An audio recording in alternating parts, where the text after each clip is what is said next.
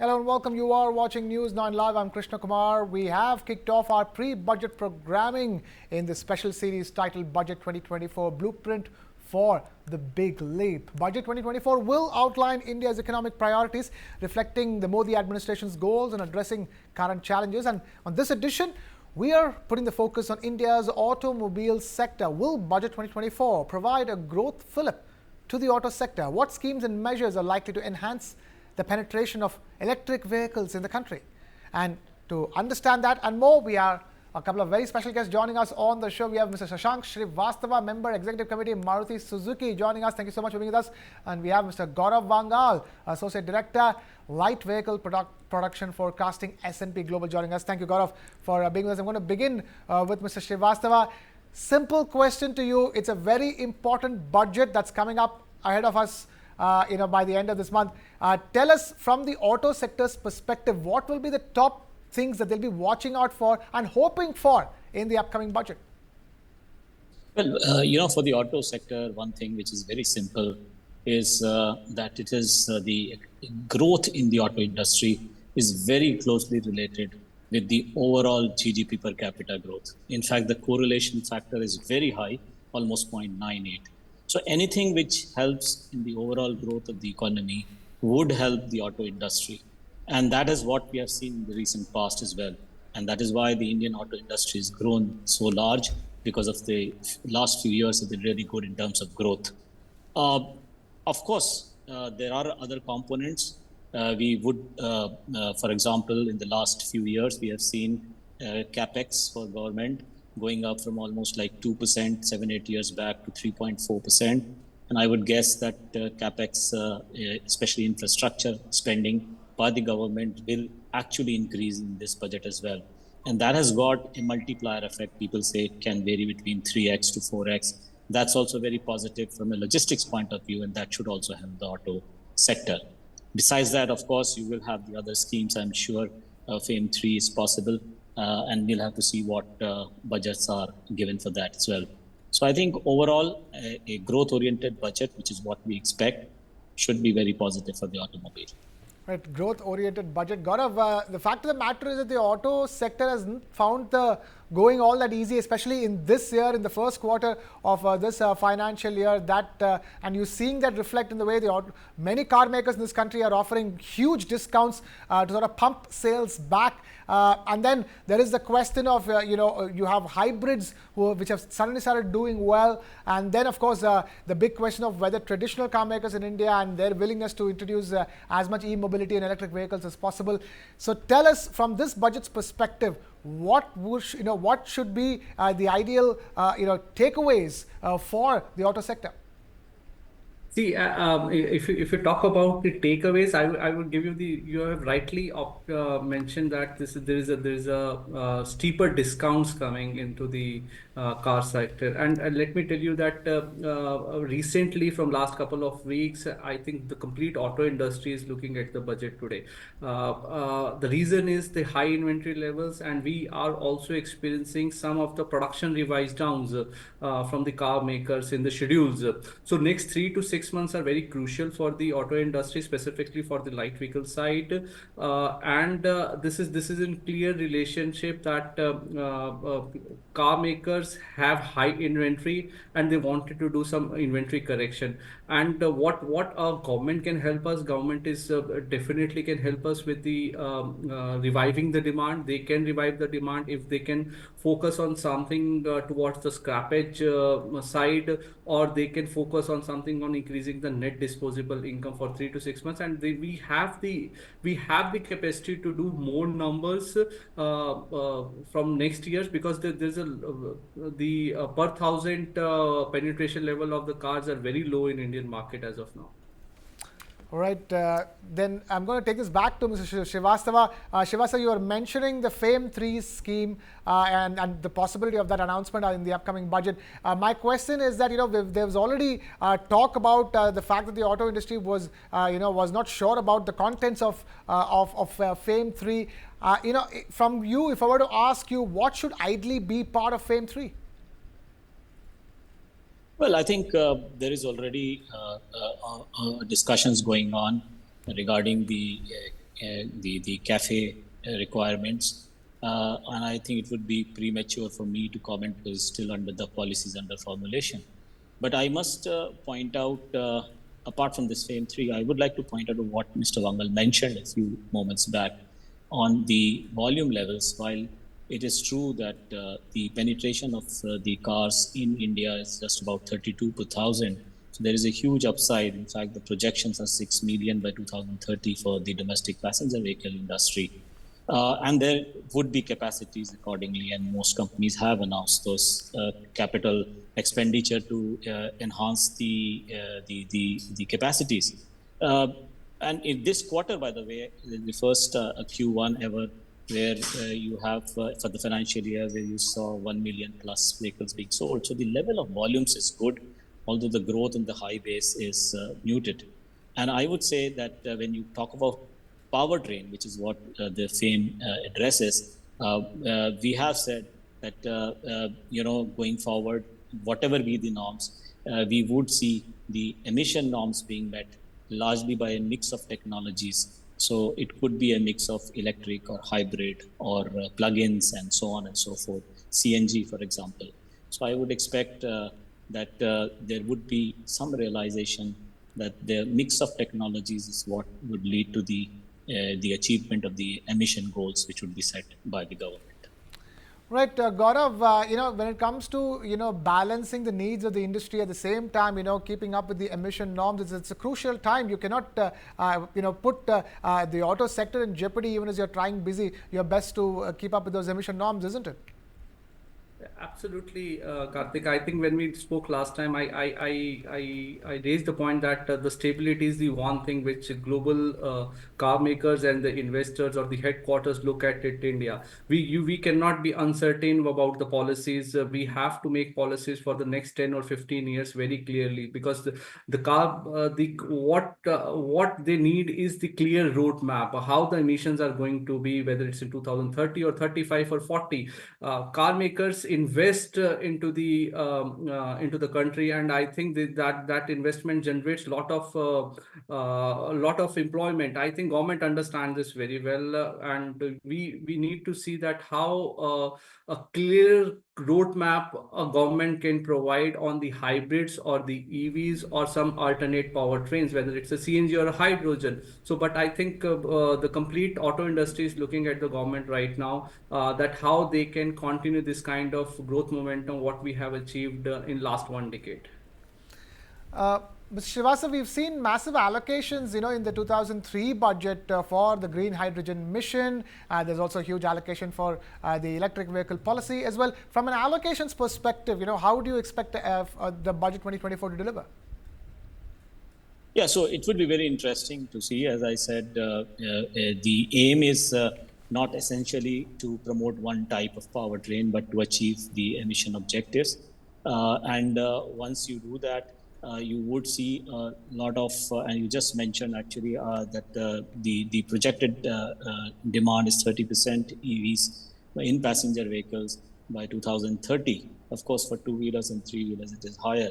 So you would see a large number of IC vehicles also in the market. In fact, the majority would still be IC vehicles. And that means that you need to do something about controlling the emission from these IC vehicles. And that can only happen if you promote some of the more fuel efficient IC vehicles, which are less polluting. So I would guess that all these factors would be taken into account in the future projections or policies which the government will unveil. Right, and also Gaurav, while we're talking about allocation, there's also this, hopes of a greater allocation for the scrapping of old cars as well. Yes, Krishna. So that's what I think I mentioned earlier. The scrapping policy is very essential for the continued growth in the Indian market.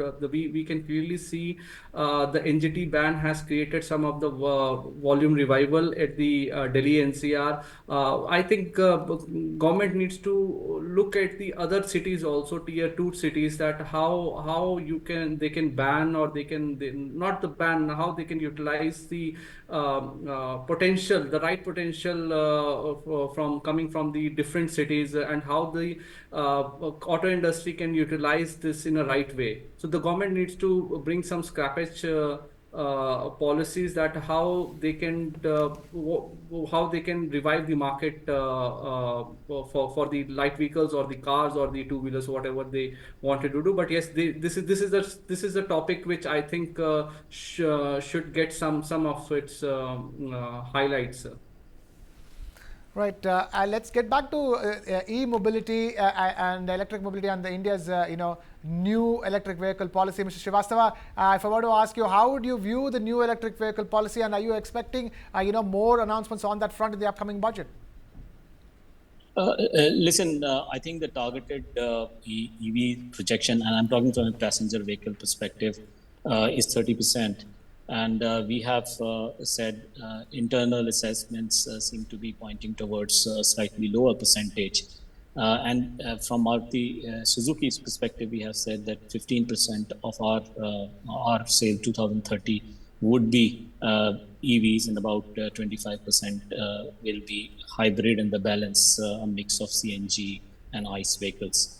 So I think, but I am sure that a nudge, as already you can see in terms of the GST rates, EVs have a 5% rate against other cars, which are like a 28% plus the cess. So I think we would see some nudging, as we have seen in almost all other countries. But we have to see the extent of that nudge towards the powertrain. But clearly, what I expect and I observe is that there would be a realization that the final target is controlling emission, not what powertrain to be used.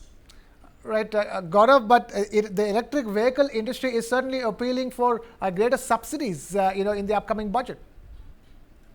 I think that was promised actually when we were talking about 17-18, when government came out and said that we will do approximately 100% penetration. Then then the clarification was given on the 30%.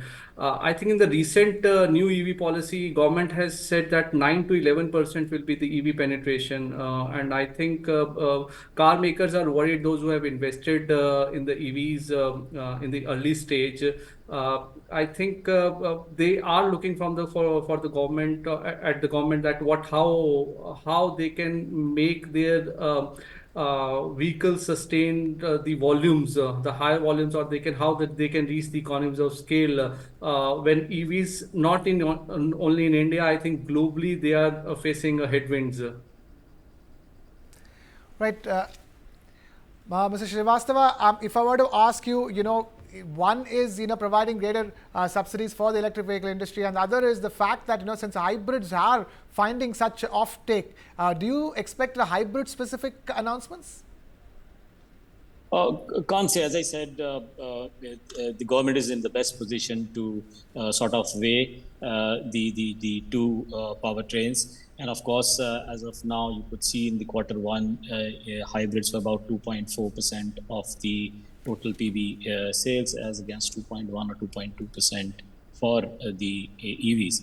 But one of the things which is very important, I think, which we keep missing is, and we keep looking at the GST rates, but what we should see also in overall, the demand for EVs is also constrained by two factors. One is the high cost of acquisition, which is largely battery cost, because 50% of the EV cost is battery, and or 45% is battery cost, and also the range anxiety which consumer has because of the lack of charging infrastructure.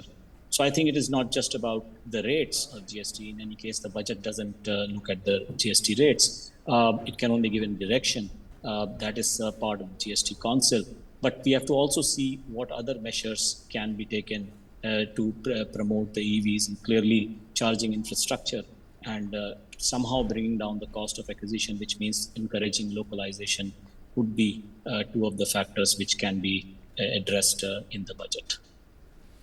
Right, and keeping it with the EV space, Gaurav, there is the PLI scheme, but then, the levels of compliance of the PLI scheme has been extremely difficult to deal with. In that sense, are you expecting the government to, make changes on that front? I think industry and government is already brainstorming on this fact that how it can be, how these issues can be resolved. But I believe that car makers are very clear what how they are going to utilize the PLI schemes. We see the exports coming from the market leader towards the Europe and utilizing the PLI scheme going forward. So I believe that both government and auto industry will resolve these issues, and I think EV numbers are going to increase in the if not in the domestic side, I think on the production side we are definitely going to see the EV numbers are going to increase from India. And in that sense, are you also, along with it, anticipating something that's hybrid specific in terms of an announcement? See, Krishna, we were anticipating, I think, 3 years back on the hybrids, but I think hybrids now today is a self-sufficient because if you see the numbers with the high taxation rates, even hybrids are doing quite better as compared to the past. I think government it's difficult to speculate, but it looks like difficult that.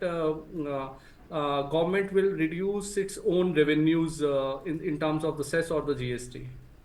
Okay. Okay. Mr. Srivastava, I want to ask you something specific. When it comes to the auto sector, the rural consumption is very, very crucial. And in that sense, developing the rural economy, offering SOPs for the rural economy is going to be crucial for the auto sector's growth in itself, isn't it?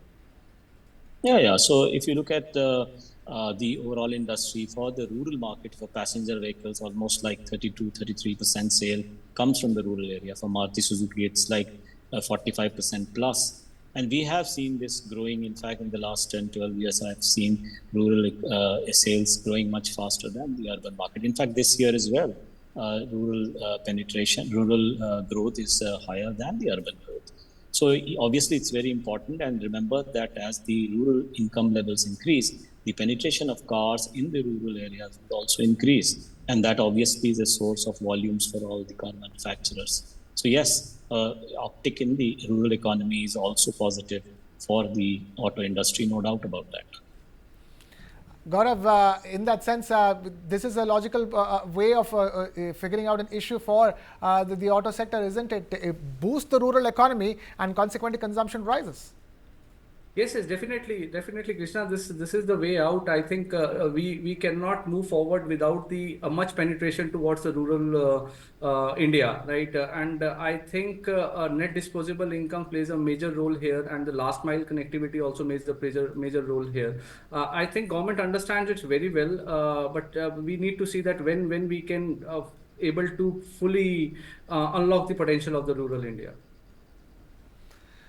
All right, Mr. Srivastava, I'm going to ask you big picture questions, in terms of setting the direction for the auto sector. This budget 2024, which is, there's already the talk is that it's going to come with some big picture economic vision. In that sense, if it can have a vision for the auto sector also, isn't it? And if it's going to have a vision, for the future, not just for this current financial year or the next, what are the things that you would be looking forward to or, hoping it will contain? Yeah, absolutely. So I think the vision has been expressed many times. The auto industry contributes about 7.5-8% of the overall GDP, and the target is clearly to get it up to 12.5%, with manufacturing at 25% of GDP from the current levels of 16%. And I think that goal has and the direction has already been articulated in various policy documents. And I would expect that in the budget, which is largely a 1 year's sort of large time frame, of course, it has got an impact on the other years as well. I would expect that the uptick in the demand can come from encouraging private consumption, which is the largest component of our GDP, almost 58-59%. And we have seen that it is possible that putting more income in the hands of the people, in other words, more disposable income, in other words, a tax break for increasing the limit from which the tax level starts can be one of the ways. And of course, as I mentioned, again, the big picture, where the public capex has a very good multiplier effect, almost 3 to 4 times. And that's also very, very positive. And obviously, in the macro sense, great for the industry, including the auto industry. Gaurav, the one other thing that one would hope from the budget is development of infrastructure overall, isn't it, as another long-term driver for the auto industry? I think till now this government has done a wonderful things at the infra for development of the infrastructure. You can easily clock Delhi Jaipur in 2.5 hours today, right? And I think that encourages the youth to go out for and buy new cars. I think and infrastructure always play a pivotal role in developing of any country. I think for auto industry it is the backbone. It is the backbone. All right. I'm afraid we've completely run out of time with that. I'm going to thank Gaurav Vangaal, Associate Director, Light Vehicle Production Forecasting at S&P Global, for being with us on this edition of Budget 24 Blueprint for the Big Leap. And Mr. Shashank Srivastava, Member, Executive Committee, Maruti Suzuki. Thank you so much for being with us, Mr. Srivastava. And with that, it's a wrap here from my side. Thank you so much for watching. This is Krishnakumar signing off.